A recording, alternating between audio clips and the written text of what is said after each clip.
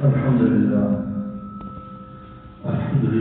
نحمده ونستعينه ونستغفره ونؤمن به ونتوكل عليه ونعوذ بالله من شرور أنفسنا ومن سيئات أعمالنا من يهده الله فلا مضل له ومن يضلل فلا هادي له ونشهد أن لا إله إلا الله وحده لا شريك له ونشهد أن سيدنا وسندنا وحبيبنا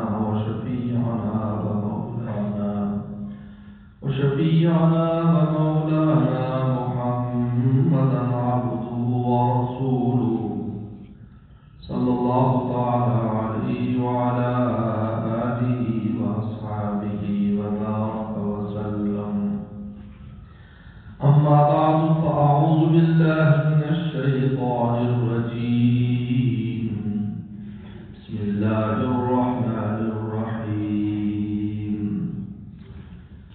لقد من الله على المؤمنين إذ بعث فيهم رسولا من أنفسهم يتلو عليهم آياته ويزكيهم ويعلمهم الكتاب والحكمة وإن كانوا من قبل لفي ضلال مبين. قال تعالى: بسم الله الرحمن الرحيم. الرحمن علم القرآن خلق الإنسان علمه البيان. وقال النبي صلى الله عليه وسلم: من سلك طريقا يلتمس به علما سهل الله به طريقا إلى الجنة، أو كما قال عليه الصلاة والسلام. صدق الله صدق رسوله النبي الكريم. حضرت مولانا قاری خلیل احمد صاحب تعالیٰ برکاتہ ہوں، مولانا منظور احمد صاحب برکاتہ ہوں، اس جامعہ کے دیگر سادہ احترام، حضرات الکرام اور میرے عزیز طلباء، الحمدللہ اس ادارہ میں متعدد بار اپنے شیخ کے ساتھ بھی حاضر ہوتا رہا ہوں، اور ان کے بعد بھی ہمارے بھتیجے مولوی اسامہ ڈاکٹر جمیل صاحب کے صاحبزادے وہ بھی یہاں سے فارغ تحصیل ہیں، ان کی ملاقات کے لیے بھی میں کئی بار آیا ہوں.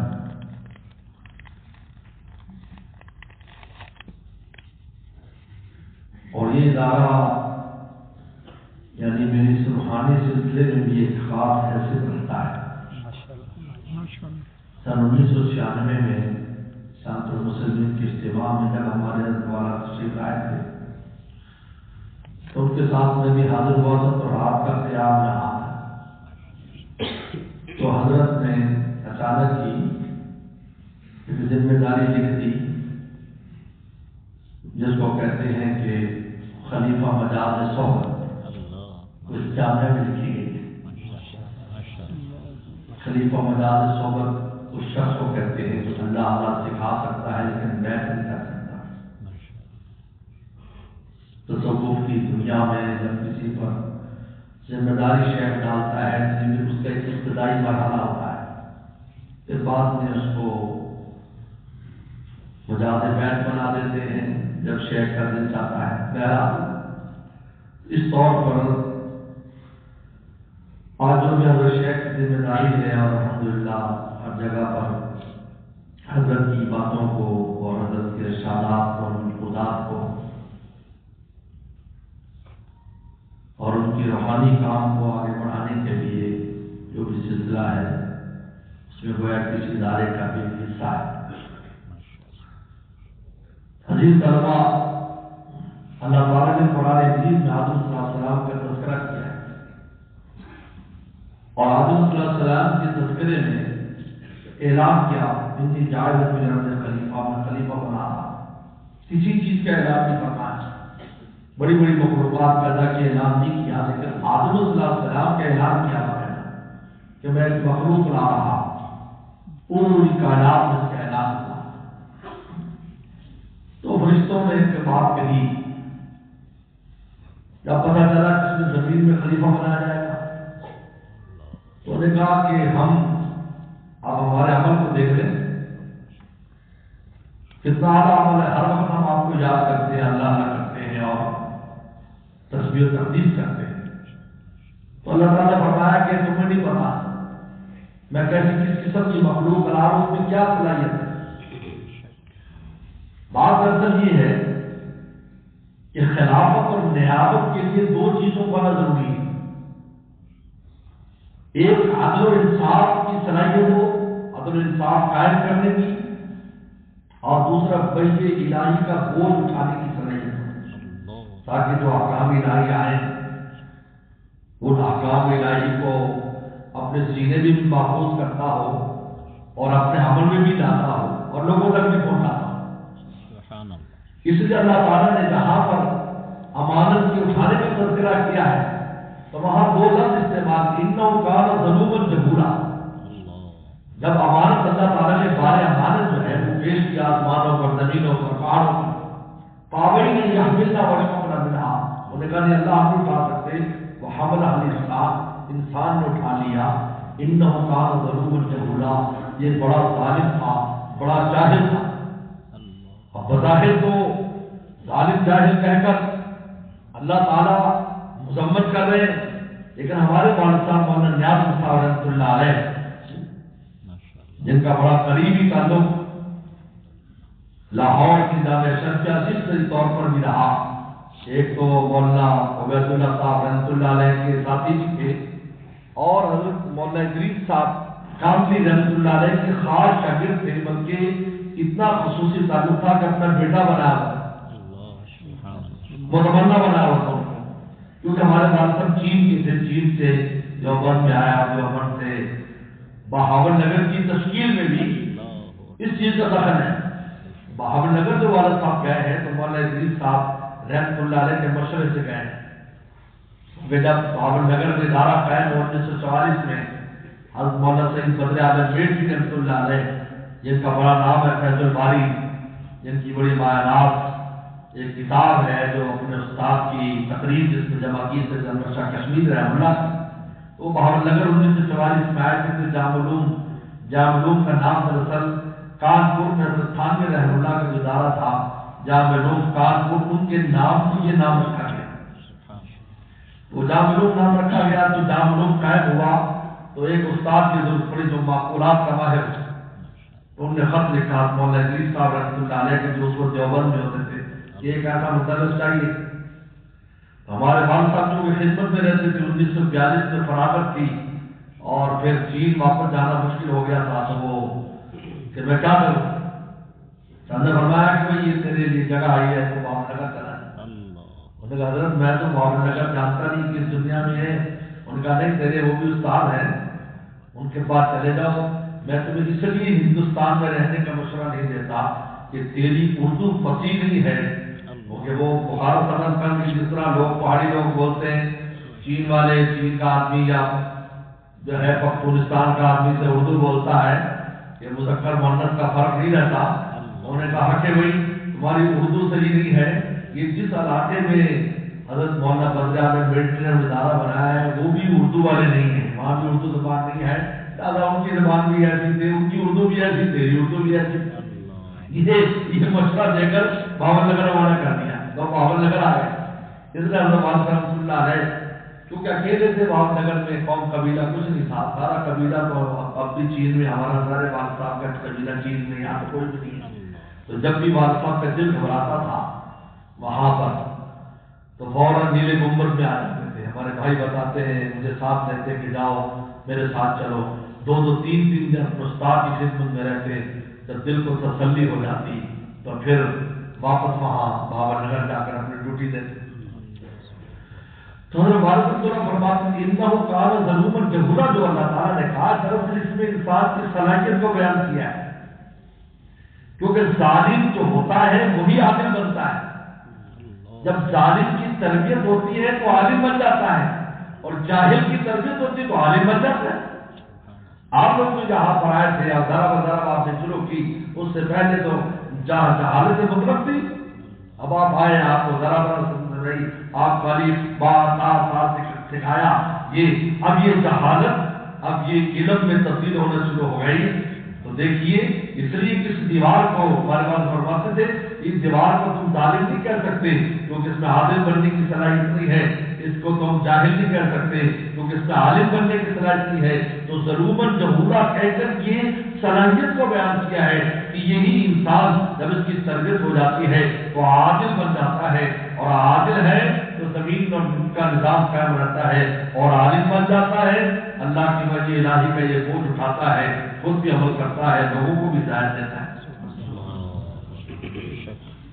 تو آدم علیہ السلام کو اللہ نے جو فرمایا کہ یہ آدم مالا تھا میں جانتا تم نہیں جانتے، دراصل یہ وہی چیز ہے کہ علم وحی الہی کا بوجھ اٹھانا ہمارا سیدھا اللہ نے ایسا بنایا ہے، اور خاص طور پہ اس امت کے لیے تو بشارت ہے۔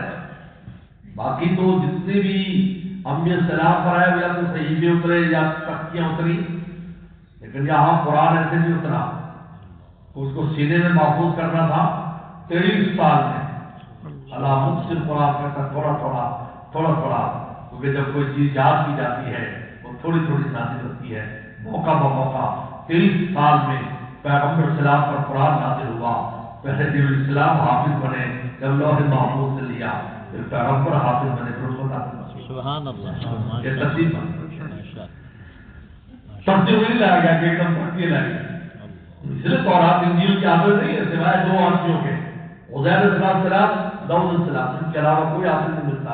اب پڑھ لیں کہ وہ حافظ ہوئی 2 حافظ ہیں، لیکن یہاں ماشاءاللہ خود پیغمبر بھی حافظ، صحابہ بھی حافظ، صحابیات بھی حافظ، امہات المومنین بھی حافظ، اور آگے پھر ماشاءاللہ قیامت تک کا سلسلہ ہے۔ اور آپ نے خود فرمایا اللہ نے میری امت کے سینے کو انجیل کی تختیوں کی طرح بنایا ہے، جس طرح انجیل کی کتاب تخت جنت کی تختیوں پر محفوظ تھی، اللہ نے میری امت کا سینہ ایسا بنا دیا کہ اس کے اندر جو ہے یہ کتاب اللہ محفوظ ہوتی چلی جاتی ہے۔ اس لیے آپ نے فرمایا پیغمبر السلام نے ہر نبی کو معجزہ دیا گیا، ما من نبی الا اوتیا مثل ما آمن البشر، ہر نبی کا معجزہ تھا جس کی وجہ سے لوگ اس پر ایمان لائے، لیکن مجھے جو معجزہ دیا گیا فرمایا کہ انما اوتیت وحیا اوحى الله الي، یہ وحی الہی یہ مجھے معجزہ دیا گیا۔ اور جب اللہ کو رسول تعالی یوم القیامہ، قیامت کے دن سب سے زیادہ میرے متقین ہوں گے، کیونکہ میں تو جا رہا ہوں، ہر نبی گیا تو معجزے کا اثر ختم ہو گیا۔ موسیٰ السلام کا ڈنڈا موجود تھا، ساتھ نہیں بنتا تھا، سلیمان السلام کا تخت موجود تھا، اٹھتا نہیں تھا، لیکن اس قرآن کے معجزے کا اثر آج بھی وہی ہے جو رسول اللہ کی زندگی میں تھا، آج بھی وہی اثرات ہے۔ میرے شیخ فرماتے تھے شاہ کی مختار رحمۃ اللہ علیہ، اگر ہمیں اثر محسوس نہیں ہوتا تو دراصل ہماری روح بیمار ہے، اس لیے ہمیں اثر محسوس نہیں ہوتا، ورنہ ایسا نہیں ہے۔ قرآن کے اثرات میں کوئی فرق نہیں، آج بھی ویسے ہم اگر روح کو صحت مند کر لیں آج سے ہم وہی اثر محسوس کریں گے، کیونکہ جب کوئی بیمار تھا ہمارے حضرت فرمایا کرتے تھے جب کسی کو ملیریا بخار ہو جاتا ہے تو میٹھی چیز بھی کڑوی لگتی ہے، گناہوں کے ملیری کی وجہ سے آج ہمیں وہ چیز محسوس نہیں ہوتی، اللہ کے نام میں وہ چاشنی محسوس نہیں ہوتی، ہمیں قرآن مجید میں تلاوت میں وہ چاشنی محسوس نہیں ہوتی، کیوں؟ اس لیے کہ ہماری روح بیمار ہے، گناہوں کا ملیریا چڑھا ہوا ہے۔ اگر اس سے ہم پاک ہو جائیں آج بھی ہدی للمتقین کہہ کر قرآن نے قیامت تک کے لیے بتایا ہے کہ یہ ہدایت حقیقی معنی کن کے لیے؟ للمتقین، متقی لوگوں کے لیے۔ متقی کا کیوں استعمال کیا ہے؟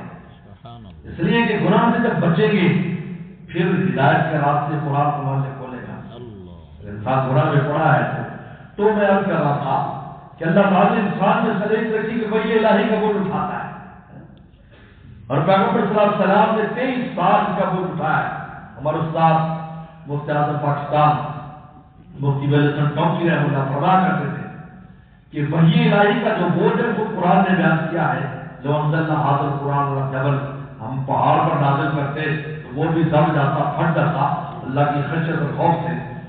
لیکن اس کا بوجھ پیغمبر صلی اللہ علیہ وسلم نے اٹھا لیا، امت کے لیے آسان ہو گیا. اگر آپ بوجھ نہ اٹھاتے میں اور آپ اس کا ایک لفظ ادا نہیں کر سکتے. ایک لفظ قرآن کا نام نہیں بنا، ہم یہ بھی نہیں پڑھ سکتے. اگر آپ دیکھیں، میں کہا کرتا ہوں کہ اقرا میں جو لفظ ہے کیا پیغمبر صلی اللہ علیہ وسلم زندگی میں نہیں بولا ہوگا؟ پتہ نہیں کتنی بار بولا ہوگا 40 سال کی عمر تک. لیکن جب قرآن کی اقرا آیا، مولانا بخاری مجھ سے نہیں پڑھا جا رہا ہے، کوئی وجہ ہے؟ مولانا کہ یہ عام اقرا نہیں ہے، یہ قرآن کا اقرا ہے. قرآن کی اقرا کے اندر جو انوارات اللہ تعالیٰ نے رکھے ہیں، جو بوجھ اور نور رکھا ہے، مولانا بخاری جبریل السلام نے سینے سے لگایا، آپ کے اندر کی جو صلاحیت تھی اس کو بیدار کیا. تو پہلے سے بولی محدثین نے لکھا ہے کہ پہلی ملاقات میں آپ روحانی طور پر جبریل السلام کے برابری پر آ گئے، اور 990 میں جب آپ معراج پر گئے تو جبریل السلام نے کہا اس سے آگے آپ جا سکتے ہیں، ہم نہیں جا سکتے. مقام قدس میں ہم نہیں جا سکتے، ہمارے پر چل جائیں گے. تو بعد کی مدنی زندگی میں تو روحانیت پتہ نہیں کس مقام پر چلی گئی. سبحان اللہ، شروع کی بات. تو پیغمبر صلی اللہ علیہ وسلم نے وحی کے بوجھ کو اٹھایا، ہمارے لیے آسان ہو گیا. اس لیے میراث پیغمبر ہے. یاد رکھو نبوت جو ہے یہ علمی منصب، عملی منصب نہیں ہے. فرشتوں نے تو عمل پیش کیا کہ نہ نقدس بحمدک و نقدس، نہ نصبح بحمدک و نقدس لک، ہم رات میں تسبیح کرتے ہیں. بھائی نہیں، یہ خالی عمل نہیں چاہیے، علم کے ساتھ عمل چاہیے. علم کے ساتھ، اس لیے کہ علم اور سمجھ جو ہے نا، علم تفقہ کی دین مانگا ہے. یاد رکھو یہ بڑا فرق ہے. دیکھو تفقہ کی دین ایک ہوتا ہے دین پر تو سب چلتے ہیں لیکن تفقہ نہیں ہے. بے موقع بات کو استعمال کر لیتے ہیں، حکمت نہیں ان میں کہ دینداری کو کس موقع پر کیسے استعمال کرنا چاہیے. بہت سی ایسی شکایات ملتی، بڑا دیندار ہے وہ. بعض علماء بھی اس قسم کی حرکتیں کر جاتے ہیں، ایسی بات کہہ دیتے ہیں کہ بجائے اگلا آدمی دین کے قریب آنے کے دین سے دور سے فرمایا کہ تم نفرت نہ دلاؤ، بشروا ولا تنفروا. بخاری میں آتا ہے بشارت ہو، نفرت مت دلاؤ. بشارت ہو، بشارت کی باتیں سناؤ، حوصلے کی باتیں سناؤ، حوصلے کی باتیں سناؤ، ان کو اسلام کے قریب کرو، نفرت نہ دلاؤ. تو تفقہ کی دین مانگا ہے، دین کی سمجھ. تو سمجھ کے ساتھ جو انسان عمل کرتا ہے نا تو اس کے تھوڑے عمل کی قیمت بھی زیادہ ہوتی ہے. 2 رکعات علم اور سمجھ کے ساتھ کرے گا. علاقہ عائشہ صدیقہ کی 2 روایتیں ہیں. ایک روایت میں آتا ہے کہ تمہارے عمل کا اجر مشقت پر ہے، جتنی مشقت اٹھاؤ گے اتنا اجر زیادہ ملے گا. ایک روایت. دوسری روایت ایک اور ہے کہ تمہارے فہم پر ہے کہ تم نے کس سمجھ کے ساتھ اس عمل کو کیا ہے، اس پر تمہیں اجر ملے گا. کس فہم، کس استحضار، کس حضوری کے ساتھ تم نے کیا ہے. ایک آدمی اللہ اکبر کر کے نماز پڑھتا ہے اور خیالات کی دنیا میں گم ہے، ایک اللہ اکبر کر کے پڑھتا ہے اور وہ مقام احسان پر جا کر نماز پڑھتا ہے. دیکھنے میں دونوں کی 2 رکعات ہیں لیکن کیفیت کے اعتبار سے دونوں میں زمین آسمان کا فرق ہے. ایک 700 گنا تک پہنچ جاتا ہے، 10 سے 700 گنا، اور ایک وہ ہوتا ہے جس کی نماز میں لپیٹ اس کے منہ پہ مار دی جاتی ہے. یہ کس کا فرق ہے؟ وہاں کا فرق ہے. ہمارے حضرت مولانا رحمۃ اللہ علیہ، حضرت مولانا شاہ رونق صاحب رحمۃ اللہ علیہ کا واقعہ سناتے تھے. چندر شاہ رونق صاحب رحمۃ اللہ علیہ ایک دفعہ انگلینڈ تشریف لے گئے تو وہ گاڑی میں سفر کر رہے تو کار خراب ہو گئی. تو ایک انگریز کی ورکشاپ پر لے گیا، وہ جو ساتھی تھا انہوں نے کہا دیکھا، انہوں نے اس کو دیکھا، دیکھتے کے بعد ہتھوڑی آیا اور ایک جگہ پر ایکسس نے ہتھوڑی ماری، اور جب ہتھوڑی ماری تو گاڑی اسٹارٹ بالکل ٹھیک ہو گئی. انہوں نے کہا جی کتنے پیسے؟ ان کے 5 پاؤنڈ. اس زمانے میں 5 پاؤنڈ آج بھی 1 پاؤنڈ 350 روپے کا ہے، کہا 5 پاؤنڈ. تو حضرت والے نے اس سے کہا کہ یار اس نے کچھ کیا تمہیں، اس میں جو تھوڑی ماری اور 5 پاؤنڈ. کوئی پیج لگاتا، کوئی چیز ڈالتا. تو اس نے انگریز سے سوال کیا کہ یار تم نے پیسے زیادہ لیے ہیں، تم نے کہا تھوڑی تو ماری ہے. ان کے نہیں ہتھوڑی مارنے کے نہیں لیے، سمجھ کے لیے. کہا کیسے مارنی، کہا کیسے مارنی اور کس نہیں مارنی ہے، کس زور سے. اس کے پیسے لیے، میں نے اس کے پیسے نہیں لیے. اس لیے علم کے ساتھ جو عمل ہوتا ہے اس کی قیمت ہے. اگر بغیر علم کے اگر عمل ہے اس کی اور قیمت ہے، علم کے ساتھ اس کی الگ ہے. ایک عالم نماز پڑھتا ہے، تلاوت کرتا ہے، ذکر کرتا ہے، جو بھی نیکی کرتا ہے اس کی قیمت اور ہے. اور یہ غیر عالم کرتا ہے اس کی قیمت اور ہے. جائز تو نہیں کہتا، شیخ فرماتے جائز نہ کہا کرنا، جائز استعمال لے کر غیر عالم کہا کر. غیر عالم تو عالم اور غیر عالم کے عمل میں جو فرق ہے اس کی قیمت میں وہ علم کی وجہ سے. اس کی 2 رکعت پر بھی اس کو اللہ تعالیٰ جو دوسرے کی 100 رکعت پر نہیں. اور تو ہمارے حضرت والا بھی بڑی پیاری ایک مثال فرماتے تھے. ایک آدمی بہت بڑا گیٹ تک کھڑے ہو کر 1000 روپے دے رہا تھا. تو اس نے دیکھا کہ لائن میں کچھ ایک شناسا کھڑا ہے جو بچپن میں ساتھ پڑھتا. تو نے کہا بندے سے کہو چھوٹی کھڑکی پہ آ گئے. وہ کھڑکی چھوٹی ہے، وہ گیٹ بڑا تھا، کھڑکی چھوٹی. اس نے لاکھ روپے دے دیا. پھر لاکھ مجھے دے دیا، کہ تم پہچانا نہیں، تیری میری شناسائی ہے. تو مجھے پہچانتا ہے، میں تجھے پہچانتا ہوں. اس لیے تو میرے شیخ فرماتے تھے کھڑکی تو چھوٹی ہے، پیسے زیادہ ہے، یا گیٹ بڑا ہے، پیسے کم ہے. اور میں تو یہی آپ سمجھ لیں، ایک عالم اور اللہ والے کے عمل میں اور غیر عالم اور غیر متقی کے عمل میں یہی فرق ہے کہ اس کا چاہے بہت زیادہ عمل کرے گا اجر کم ملے گا، یہ تھوڑا عمل کرے گا اجر زیادہ ملے گا، دینے والا سے زیادہ دے گا. تو عزیز طلبہ، اللہ تعالیٰ نے اس وراثت کے لیے آپ کو عظیم الشان وراثت کے حصول کے لیے یہاں پر آپ کو لے کر آئے. اب آپ سے 2 چیزیں بہت ضروری ہیں، قابلیت اور قبولیت. یہ 2 چیزیں ضروری ہیں، یاد رکھو، قابلیت اور قبولیت. قابلیت پیدا کرنا. مجھے والد رحمۃ اللہ علیہ نے بطور ٹون بھیجا، میں نے میٹرک کی، اس کے بعد اللہ تعالیٰ نے سلسلہ بنایا. میں تو ڈاکٹر بننا چاہتا تھا، اللہ نے ہمیں روحانی کبھی بنا دی ادھر گئے، بلکہ میں فوجی بننا چاہتا تھا لیکن ادھر بھیج دیا. بلکہ فوج کے امتحان بھی پاس ہو گیا، وہاں سے وہ بھی خط بھی آ گیا اور میں ونڈوٹن پڑھ رہا تھا. ہماری اماں نے کہا کہ بھائی یہ آ گیا خط، بچے سے کہو نہیں آخرت کا فوجی بنانا ہے. جب میں بات اٹھا تو آخر ختم ہو گیا. ہم نے بھی کوئی احتجاج نہیں کیا. بڑوں کی مان کے چلنے میں عافیت ہے. تو مجھے جب والد رحمۃ اللہ علیہ نے وہاں بھیجا، ونڈو ٹاؤن سے ایک بات کہی، نصیحت. ایک تو یہ نصیحت کی کہ اپنی صحت کا بہت خیال کرنا. ہر وہ چیز جو تمہارے صحت کے لیے مضر ہے سے دور رہنا، اس لیے کہ صحت مند دماغ جو علم حاصل کر سکتا ہے وہ بیمار دماغ حاصل نہیں کر سکتا. روحانی طور پر بھی بیمار اور جسمانی طور پر چل رہے. روحانی صحت بھی اچھی ہو، جسمانی صحت بھی اچھی ہو. تو پھر وہ جو سمجھتا ہے اس کو جو قرآن حدیث سے اور فقہ سے اور نو منطق سے جو چیزیں سمجھ آتی ہیں وہ دوسرے کو سمجھنے سکتا ہے. بیمار دماغ کا کام نہیں ہے، صحت مند چاہیے.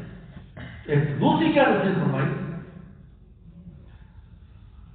فرمایا کہ یہ ہر مدرسے میں دریا بہتا ہے، دریا ہوتا ہے. اب دریا پر چڑیا بھی آتی ہے اور وہ آ کر پانی پیتی ہے تو 2 قطرے یا 1 قطرہ پی کر اڑ جاتی ہے. اور ہاتھی بھی آتا ہے، اونٹ بھی آتا ہے، منو پانی پی کر جاتا ہے. فرمایا کہ دیکھو چڑیا نہ بننا، ہاتھی بننا. اللہ سبحان ماشاءاللہ ماشاءاللہ. یہ وجہ تھی کہ ہر وقت اس بات کی ہرس رہتی تھی کوئی چیز رہ نہ جائے، کوئی چیز رہ نہ جائے، یا کوئی چیز رہ نہ جائے کہ جو ہم یہاں سے سیکھ کے نہ جا سکیں اور وہاں جا کر ہمیں ضرورت پڑے.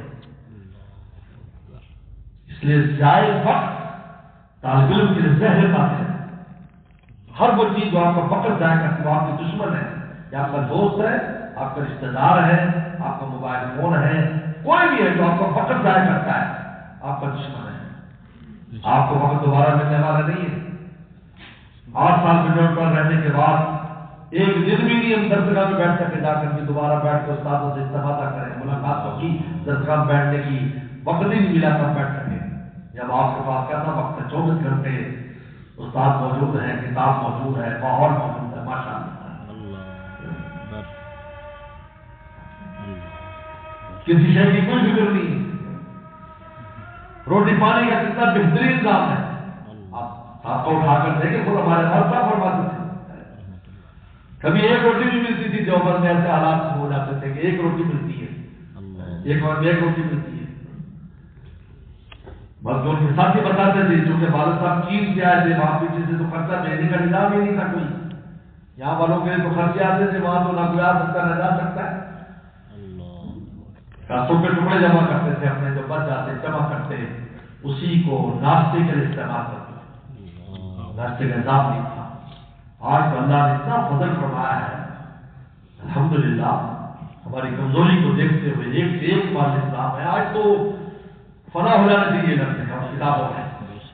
تو پہلی چیز قابلیت ہے. اس قابلیت کی پہلا کام محنت ہے. محنت کریں، محنت کریں، وقت ضائع نہ کریں. یہ بہت خطرناک چیز ہے. پوری زندگی پڑی آپ کو اور کاموں کے لیے، پوری زندگی فارغ ہو جائے کہ بہت زندگی. لیکن یہ 8 سال اس کے لیے نہیں ہے کہ آپ وقت کو ضائع کریں. کوئی چیز آپ کی ایسی رہ جائے جو آپ کو نہ آتی ہو، پھر آپ اپنی جگہ پر جائیں تو کس سے پوچھیں گے؟ پتا ہے آپ طالب علم کو 10 بار آپ سوال کریں، استاد جواب دے گا، بلکہ تھپڑ بھی مار دے گا اگر تمہیں جواب دیتے ہوئے، تو تمہاری شان میں فرق نہیں آئے گا. عالم بننے کے بعد تم کسی سے چھوٹی سی بات بھی پوچھو گے، وہ کہے گا یار وہ سوال تو مجھ سے پوچھتا ہے، بات مجھ سے پوچھتا ہے. کتنی خطرناک بات ہے. وقت ضائع نہ کریں. حکیم محمد خان بھی رحمۃ اللہ نے 3 باتیں کہی تھی. طالب علم کو چاہیے مطالعہ کریں. نمبر 2 حاضری دیں. نمبر 3 تکرار کریں. اور اس کے ساتھ 2 باتیں شیخ زکریا رحمۃ اللہ نے اضافہ کر دی. اخبار کا مطالعہ نہ کریں کہ ہمارے زمانے میں تھا، آج موبائل کا مطالعہ نہ کریں. اخبار مطالعہ نہ کریں. نمبر 5 مدرسے سے بلا ضرورت باہر نہ نکلیں. ٹھیک ہے، 5 باتیں عمل کرتے تھے. اللہ کا شکر ہے زمانے میں میں نہیں اور عمل کرنے والے موجود تھے. ہمارے جتنے ساتھی تھے کہ درسگاہوں میں پڑے رہتے تھے، ان کے سامان وغیرہ ہم لا کر دیتے تھے. کہتے ہیں میرے کمرے سے میرا سامان لانا، میں نے کمرے میں نہیں جانا، میں تو درسگاہ میں ایسے وہیں پر بستر بنا. آج اللہ بڑے بڑے منصب مناسب پر پہنچایا، بڑے بڑے کام اللہ سے لے رہا ہے. ایسے تھوڑی اللہ کے جائے کر دیتے. بلکہ کمزور طالب علم کو دیکھا تو بہت تعلیمی طور پر کمزور تھا. ہم سے 1 سال آگے تھا. رات کو میں 2:30-3 بجے اٹھا تو دیکھا تو لیٹرین میں صاف کر رہا ہے. تو میں بڑا حیران ہوا. میں نے سمجھا کہ بھائی شاید چھوٹی لگا دی ہوگی یہ کوئی، کیونکہ تھوڑا غریب بھی تھا وہ طالب علم اور تھوڑا ذہنی طور پر کمزور بھی تھا. حضرت نوری رحمۃ اللہ کا ایک اصول تھا کہ غبی طالب علم تو ہمیں منظور ہے لیکن فاسق منظور نہیں. یہ حضرت کیا تو لگا ایسے طالب علم بھی ہوتے تھے مدرسے میں. آج تو کرائٹیریا بن گیا ہے نا، جو ایسی سند والا ہے، لیکن اس زمانے میں ایسا نہیں تھا. سب استفادہ کرتے تھے اور وہ بھی اللہ نے ان سے کون میں سے بڑے بڑے لوگ بنا دیے. یہ تو قبولیت پر ہے. خیر وہ انہوں نے تو میں نے اس کو کہا کہ یار بولے صاحب آپ کی کوئی ڈیوٹی لگ گئی ہے اور رات کو پائپ دیا ہوا اور ڈاکٹر نے صاف کر رہا ہے. تو رونے لگا. حضرت آپ نے تو دیکھ لیا. کیونکہ عام طور پر تہجد میں طالب علم کب اٹھتے ہیں. انہیں حتاب رحمت نے کو یہ نصیحت کی کہ رسول اللہ کے اوقات کی خلیلی میرے خلیل کو نصیحت کی ہے اللہ انام اللہ بطرین کہ وطر پڑھ کے سویا کر تو طالب علم ہے تہجد میں اٹھ سکتا ہے، یعنی تو پہلی وطر پڑھ لیا. اور ابو ہریرہ طالب علموں کا جو ہے وہ سردار تھے، تو ابو ہریرہ اور اس سارے مدرسے کے نظام چلتے ہیں اکثر. تو ہے تو کہنے لگے دراصل بات یہ ہے کہ میں بہت کمزور ہوں. اب یہ اس لیے کمزور ہے کہ میں تو بہت محنت کرتا ہوں لیکن میرا حافظہ اور میرا ذہن چلتا نہیں ہے.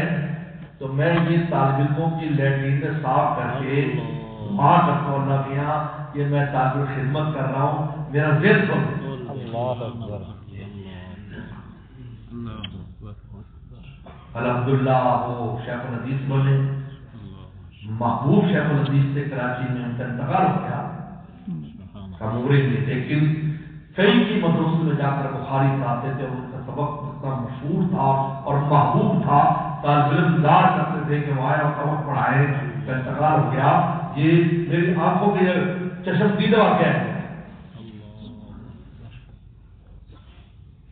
قابلیت 5 چیزیں سامنے رکھے، وقت ضائع نہ کریں. موبائل فون سے آپ کچھ چھٹی لے لیں، نہ اس کو استعمال کریں.